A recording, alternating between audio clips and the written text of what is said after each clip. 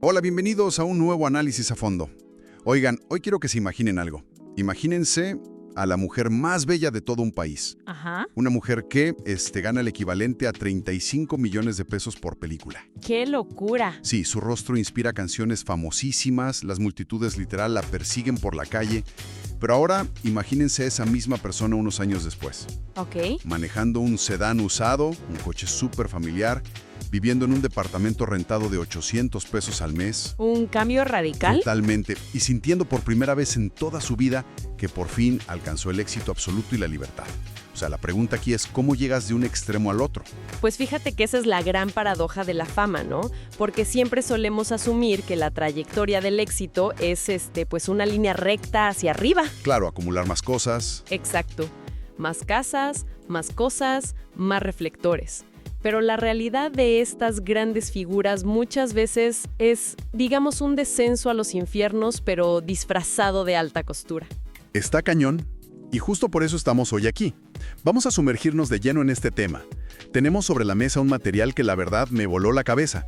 Es un documental buenísimo de YouTube del canal que se llama Fama Voraz. Buenísimo canal, por cierto. Sí, hacen un trabajo excelente. Y este documental en particular traza toda la vida de Elsa Aguirre. Así que nuestra misión en este análisis es entender pues la anatomía de esta transformación tan increíble. Porque es la historia de una mujer que pasó de la pobreza extrema, literal, a ser la diosa indiscutible de la época de oro del cine mexicano. Ajá.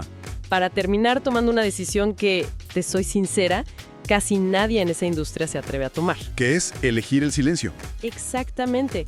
Elegir la paz y el silencio por encima del glamour, lo cual convierte este caso en algo mucho más profundo que, no sé, una simple biografía de Wikipedia. Sí, 100%. Es un mapa detallado sobre la ilusión del control versus la verdadera autonomía. Nos obliga a ver cómo funciona esta maquinaria diseñada para exprimir la juventud de las personas. Y nos muestra qué pasa cuando la persona decide decir... Ya no juego. Exacto, ya no quiero jugar con estas reglas. A ver, vamos a desmenuzar esto porque hay muchísima tela de dónde cortar. Para entender a la Elsa Aguirre actual, que hoy tiene 94 años y medita súper tranquila allá en Cuernavaca, primero tenemos que entender de dónde viene esa hambre que la empujó a las cámaras. El hambre real. Sí, el hambre física. Y todo comienza en Chihuahua, en un contexto familiar que, pues, la verdad parecía bastante estable al principio. Así es. La familia Aguirre vivía una vida de clase media, muy cómoda, gracias a que el papá tenía un sueldo militar. Ajá. Pero entonces se estalla la Segunda Guerra Mundial. Y aunque siempre nos dicen que México no estaba en el epicentro del conflicto europeo, el efecto económico local fue... brutal. Inmediato y brutal. Las importaciones se frenaron, la inflación se fue al cielo y esta familia pasó de tener una buena red de seguridad a la pobreza extrema. Así, en un parpadeo. ¡Qué fuerte! El papá se tiene que ir a buscar trabajo a otro lado y manda a su esposa, a Emma, con sus 5 hijos a la Ciudad de México. Y ahí el contraste es durísimo para ellos. Terminan viviendo en Mixcoac, en un departamentito súper modesto.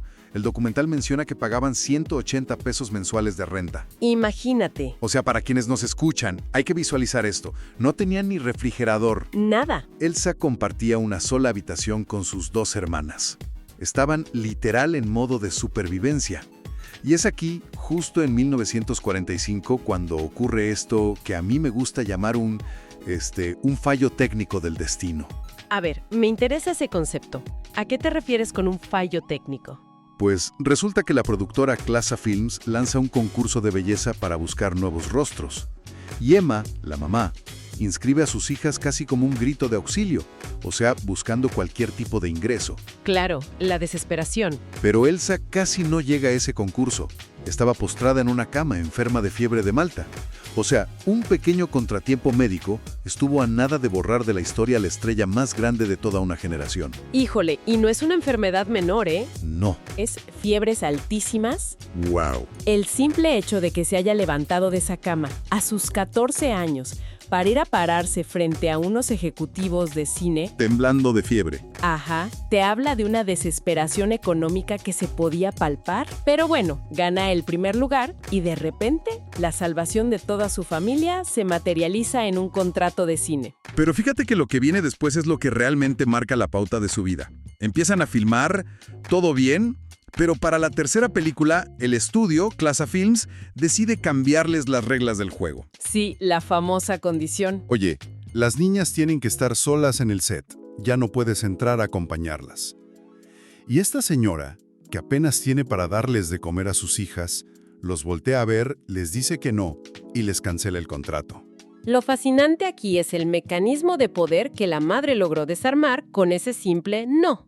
A ver, cuéntanos de eso. Si revisamos cómo operaban los estudios en los años 40, te das cuenta de que no era una simple regla de logística para tener menos gente en el set.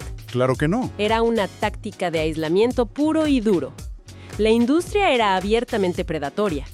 Ellos sabían perfectamente que una adolescente hermosa, pobre y sin un adulto que la defendiera, era el recurso más explotable y barato que podían tener. O sea, querían el control total. Exactamente. Al exigir que se quedaran solas, buscaban moldearlas a su antojo, sin ninguna interferencia de la mamá. ¡Qué turbio! Y la decisión de Emma de poner ese límite de decir, mi hija no se queda sola, frente a una necesidad económica de vida o muerte, es como el primer acto de autonomía real en toda esta historia. Es que fijó un precedente enorme. Básicamente obligó al ecosistema a adaptarse a ellas y no al revés. Órale.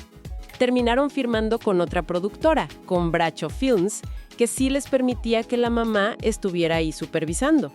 Y esa lección de siempre puedes decir que no y levantarte de la mesa, se le grabó a Elsa para siempre. Aunque bueno, le tomaría décadas poder aplicar ese límite por sí misma, ¿no? Sí, muchísimos años. Y le tomó décadas porque, la maquinaria financiera del estrellato es una bestia muy distinta. Ganar dinero es una cosa, pero la ilusión de que tienes riqueza infinita te devora vivo. Totalmente. Las cifras del documental son deslumbrantes. Elsa empezó cobrando 8,000 pesos por película, pero para los años 50 su tarifa subió a 35,000 pesos. Que era muchísimo dinero. Muchísimo. Haciendo la conversión a dinero de hoy, estamos hablando de unos 650,000 pesos por película. Y hacía varias al año.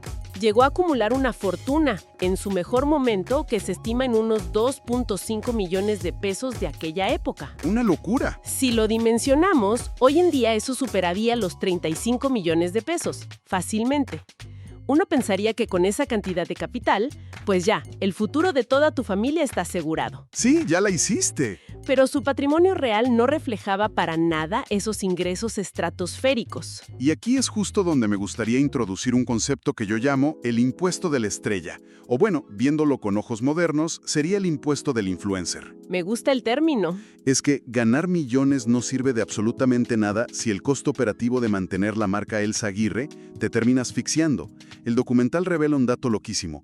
Gastaba casi el 60% de sus ingresos solo en mantener su imagen. El 60%, imagínate. Hablamos de vestidos de alta costura de este diseñador Armando Valdés Pesa, que le costaban 1,500 pesos cada uno. Sí, además súmale tratamientos estéticos carísimos, joyas ostentosas y bueno, el mantenimiento de propiedades inmensas solo para poder recibir a la prensa y aparentar este estatus de diosa. Pero a ver, tú que eres la experta, ayúdame a entender esto, porque a mí me genera mucho ruido. A ver, dime. Si estás generando el equivalente a 35 millones de pesos, ¿cómo es posible que no haya un contador, un abogado o un manager que te siente y te diga, oye Elsa, tienes que dejar de gastar el 60% de tu lana en ropa? Suena absurdo hoy en día. Suena una pésima administración personal. Literal raya en lo absurdo. Pues sí, es súper natural verlo como una irresponsabilidad desde nuestra perspectiva actual, ¿no? Hoy, la educación financiera y diversificar ingresos son conceptos que escuchamos en todos lados. Ajá.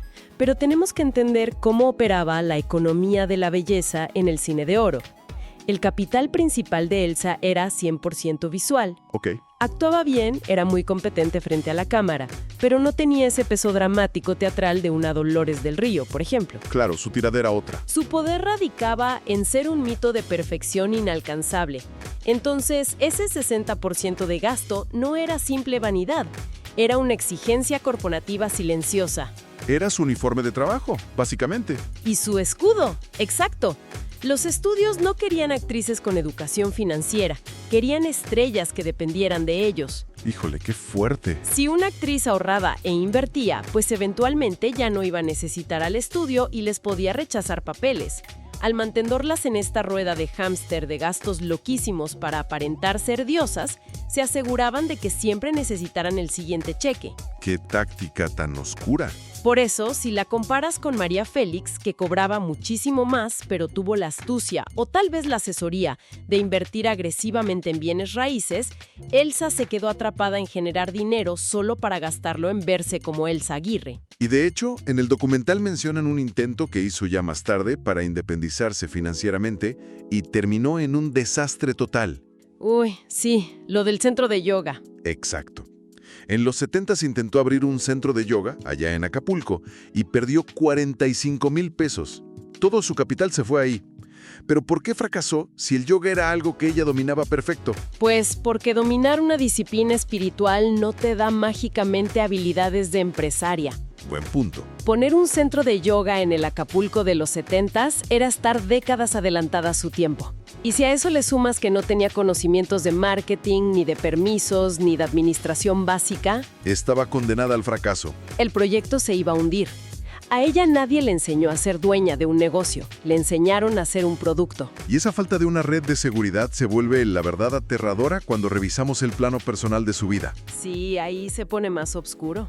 Porque si trazamos en un mapa los lugares donde vivió y los coches que manejó, tenemos una radiografía perfecta de sus crisis emocionales. Tal cual. Empieza comprándole una casa muy bonita a su mamá en Coyoacán por 65,000 pesos. Ese era su refugio, ¿no? Su lugar seguro. Un refugio que abandona por completo cuando llega el matrimonio. Ajá. En 1959 se casa con este periodista, Armando Rodríguez Morado, vende la casa de Coyoacán y se compran una mansión en Polanco de 185,000 pesos. Que para las revistas de chismes de la época, pues era el clímax del cuento de hadas. El sueño dorado. La gran estrella nacional viviendo en la zona más cara de todo el país, casada con su esposo, pero la realidad adentro de esa casa era una pesadilla de violencia doméstica. De terror, la verdad. Sus canarios vivos. ¡Qué nivel de crueldad! Y llegó a amenazarla con un arma de fuego mientras ella estaba embarazada de su hijo Hugo. Esa mansión en Polanco, que era el símbolo máximo del éxito material, era en realidad una prisión de máxima seguridad para ella. Y escapar de esa prisión casi le cuesta la vida y además la llevó a la ruina financiera. Claro, el divorcio. El proceso de divorcio le costó unos 50,000 pesos, entre honorarios de abogados y los acuerdos. La urgencia económica la forzó a malvender la casa de Polanco. Y es justo en este punto donde toda la estructura de su éxito se quiebra por completo. Y el contraste es, de verdad, brutal.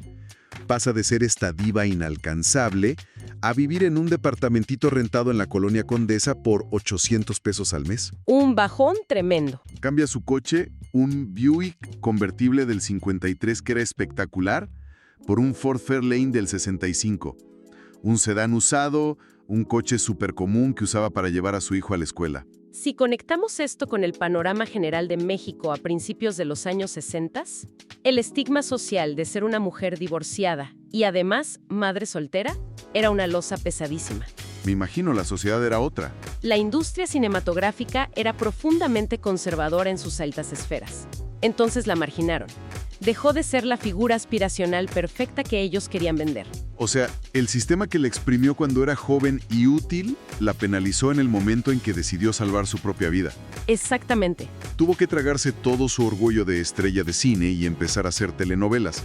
Y aceptando salarios infinitamente más bajos, cobrando entre 15,000 y 25,000 pesos, pero por todo el proyecto, no por episodio. Y todo por garantizar la supervivencia de su hijo, de Hugo. Pero fíjate en la ironía tan profunda de este momento de su vida. A ver. Descendió dramáticamente en la escala de estatus socioeconómico de la época. Perdió la mansión, perdió el coche convertido, pero en ese departamento rentado y en ese Ford usado, alcanzó un nivel de autonomía que nunca tuvo frente a las cámaras. ¡Wow! Es que básicamente por fin dejó de pagar el impuesto de la estrella. Exacto. Al fin era dueña de su propio tiempo, de sus decisiones, motivada 100% por el amor incondicional a su hijo. Sí, su motor principal. Y todo este inmenso sacrificio parecía tener un solo propósito: asegurar que Hugo tuviera una vida plena y feliz. Pero, tristemente, la historia da un giro que, pues, ninguna cantidad de dinero o fama podría haber prevenido. Sí, llegamos al año 2001, que es el punto de quiebre absoluto en su vida. Hugo, su único hijo y prácticamente el ancla de toda su existencia, fallece en un accidente automovilístico. Tenía apenas 30 años. Híjole, es un golpe que paraliza a cualquiera. En el documental narran cómo Elsa estuvo a su lado en el hospital, observando cómo poco a poco se iba apagando. ¡Qué dolor tan inimaginable! Se sumió en una depresión tan profunda que la gente cercana a ella de verdad temía que no lograra sobrevivir a esta pérdida. Era lo más lógico, ¿no? Y aquí es donde todo cobra otra dimensión. Te das cuenta de que haber filmado 40 películas no te sirve de absolutamente nada en una sala de terapia intensiva. De nada. Ningún vestido de 1,500 pesos te va a proteger del dolor de tener que enterrar a tu propio hijo.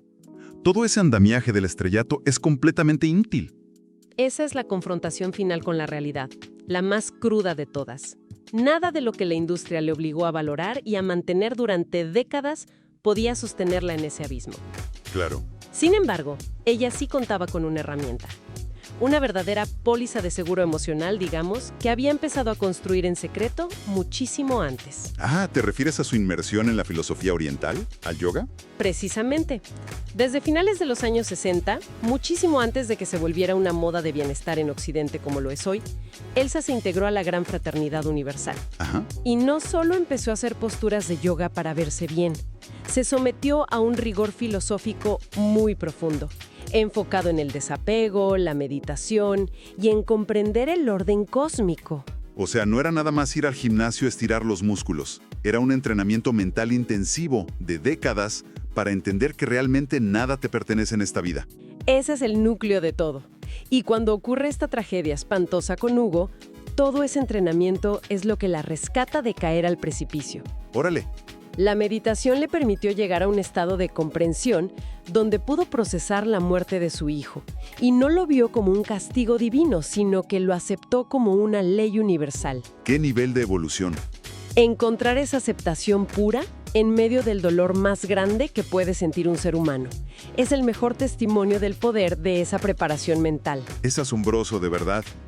Entonces, ¿qué significa todo esto? Que esa fue la única inversión de toda su vida que realmente le dio rendimientos cuando lo perdió todo. Totalmente. Y esa paz interior la lleva a tomar su decisión final en 2004, cuando se retira por completo de la actuación. Hoy, bueno, tiene más de 94 años. Y está increíble. Vive en Cuernavaca. Sí usa un poquito de oxígeno para ayudarse, pero mantiene una lucidez envidiable, la verdad. Sigue meditando y lleva una dieta vegetariana súper estricta. Y fíjate que esto plantea una pregunta importante sobre el legado y sobre cómo medimos la relevancia al final del camino. Piensa, por ejemplo, en el debate reciente que hubo en redes tras el fallecimiento de Silvia Pinal. Hoy sí hubo toda una conversación mediática sobre quién iba a ocupar el título de la última diva. Exacto.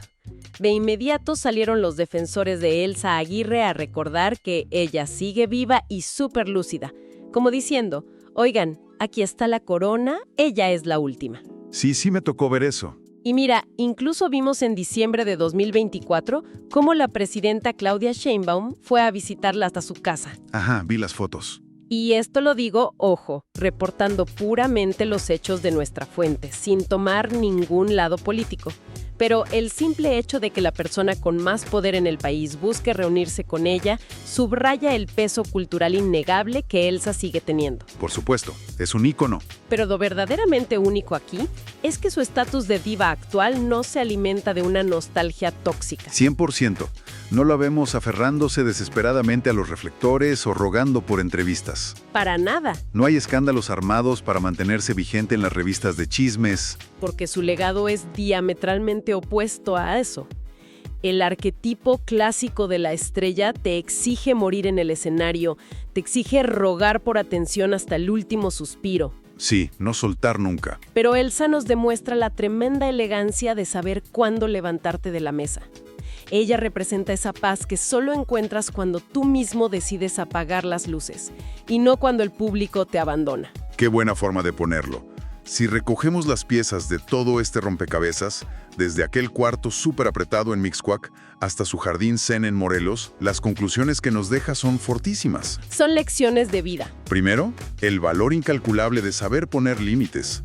Aquel no que le dio su mamá al estudio sentó las bases de que tu dignidad no se negocia, ni siquiera cuando te estás muriendo de hambre. Segundo, el peligro mortal del impuesto de la estrella. Uf, sí. Gastar tu vida entera, tu energía y tu dinero en sostener una fachada de perfección solo para complacer a un mercado que te va a desechar en cuanto envejezcas es una trampa perfecta.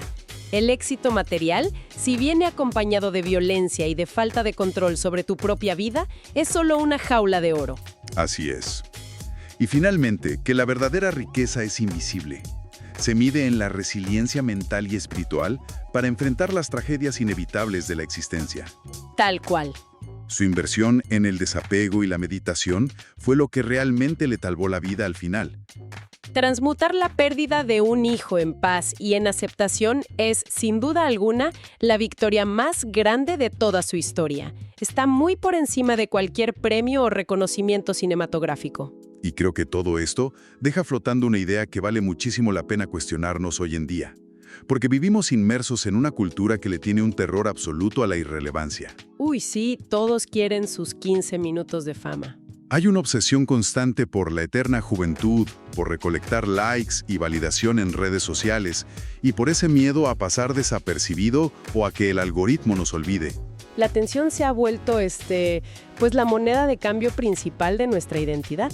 Entonces, cuando uno se pone a analizar la trayectoria completa de esta mujer, la pregunta surge de manera supernatural. A ver. ¿Es posible que, en la actualidad, el mayor acto de rebeldía y de verdadero empoderamiento no sea luchar con uñas y dientes por mantenerse en el centro de atención? ¡Wow! Quizá el máximo triunfo sea tener la valentía de elegir el silencio, de decir, ¿saben qué? Ya fue suficiente, me bajo de este carrusel y decido vivir en absoluta tranquilidad, bajo mis propios términos, tal como lo hizo la mujer que alguna vez fue el rostro más asediado de todo el país. Apagar la pantalla para poder encender la vida. De verdad ha sido un ejercicio sumamente revelador desarmar toda esta historia. Ha estado increíble. Ojalá que este recorrido por la maquinaria del estrellato y la búsqueda de la paz interior deje a la audiencia con una perspectiva diferente. Yo creo que sí. Es una invitación para todos los que nos escuchan a seguir cuestionando las fachadas perfectas que consumimos todos los días en Internet o en la tele y a buscar las lecciones reales detrás de ellas. Muchísimas gracias por acompañarnos y nos escuchamos en el próximo análisis a